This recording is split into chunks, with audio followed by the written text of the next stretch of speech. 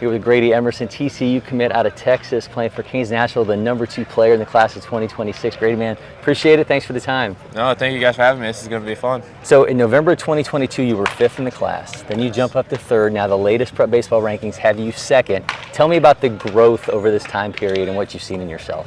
Yeah, the growth has been pretty huge for me.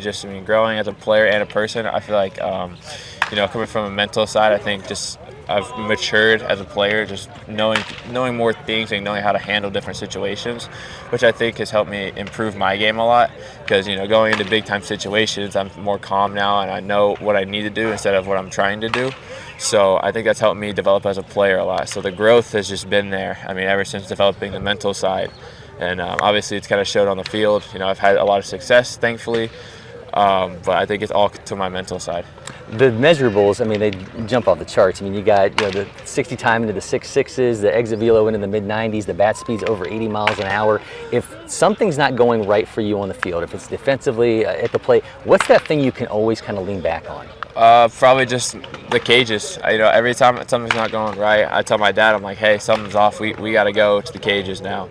And I think me and him, we just, that's kind of been our thing. It's just we work. If we always work and work and work until the problem's solved. No matter if it's going to my hitting coach, Mike Brumley, or if it's just with my dad, or if it's talking to some of my teammates. Just whenever something doesn't feel right, I think just the big thing for me is just work. Because I think that's what got me here.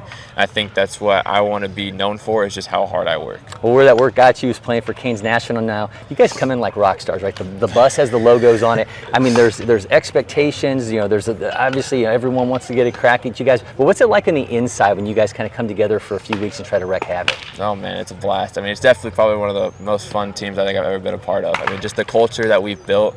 We all want to win. We're all here to do the best we can, but we also try to have a lot of fun with it. We're not going to be that team where it's like, we all show up, no music, nothing, just straight business. We're going to have music on the bus. We're going to make jokes with each other. And I think that's what sets us apart from a lot of different teams, is just our environment and the way that we have fun, but we're still competitive and we're still winning. So I think it's pretty cool getting to walk off that bus with all of them and just know that, we're one of the best teams in the country and we got to prove it. How do you guys build chemistry so quickly when you guys are coming from all over the country like this? I think just keeping in touch over our high school seasons and stuff. I kept in touch with like Alex Harrington, Carson Bowman. I kept in touch with a lot of them, just to make sure that I keep that same chemistry from the last summer, because obviously you don't want to just like be dry and not text them or not call them for like months and months at a time, because then you won't really know what happens and it's going to take another week or two to get to know each other again.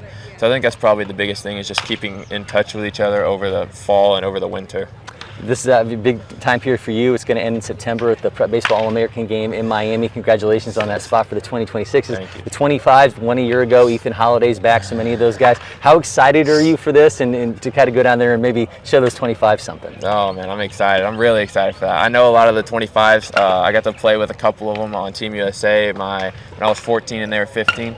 So, just getting to go down there and compete with older guys, like top of the top, like Ethan Holliday and Cason Cunningham and guys like that, it's going to be a blessing. And obviously I want to prove a point. I want to prove I can hang with those guys, because I look at most of them like an older brother to me, because I have a younger brother. He's amazing, and I know that how big of an impact older brothers can have. So I think just looking at them like older brothers and wanting to compete with them, but still know that I love them off the field, I think that's going to be a lot of fun. Well, I can't wait to see you in Miami, but I kind of want to get a glimpse of it now. So let's get that bat in your hand and have you take us through your swing. Sound good? Sounds good. Yeah, so probably my big approach here, when I step into the box, I have a big routine I like to do. I step into the box first. I kind of kick a little dirt. Just kind of go forward and move my hips, get moving a little bit, so I'm not so stiff and nervous. And I usually step out of the box, take my breath, and reset. Make sure I'm ready for the AB. I look right here at my bat. Look right here at the Marucci sign. That's kind of like my breath point. I look.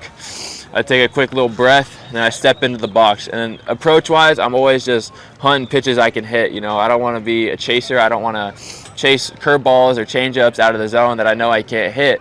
I'm waiting for my pitch so I can attack and I can do some damage. So I step into the box. I go left foot, right foot. I tap my bat. I go left back to the plate, right front of the plate, and I kind of do this little right at the pitcher, and I get my stance. So big thing about my stance that I love is I'm a really short and quick to the ball hitter. I really like to look at guys like Luis Arraez and Corey Seager, who are kind of just so fast and quick to the ball that you hardly even get to see their bat. So I think I like to model that a lot. I like a lot of space between my kind of like my forearm area and my chest. I think that helps with a lot of separation and not a lot of kind of pulling off the ball and getting jammed a lot. So that's a huge thing for me, is just focusing on that space between my my chest and my forearm. And then like the swing part of it, the main thing I focus on is top hand. You know, as a left-handed hitter, right-handed thrower, sometimes I have a tendency to kind of pull off the ball with my right hand because it's so much stronger than my left. So the thing that I have to think about to kind of stay through the ball and up the middle is I have to think about my left hand kind of leading the way, my left hand doing most of the work, which is, I mean, it's helped me a lot recently, staying through the ball, especially when you get better pitchers throwing better pitches.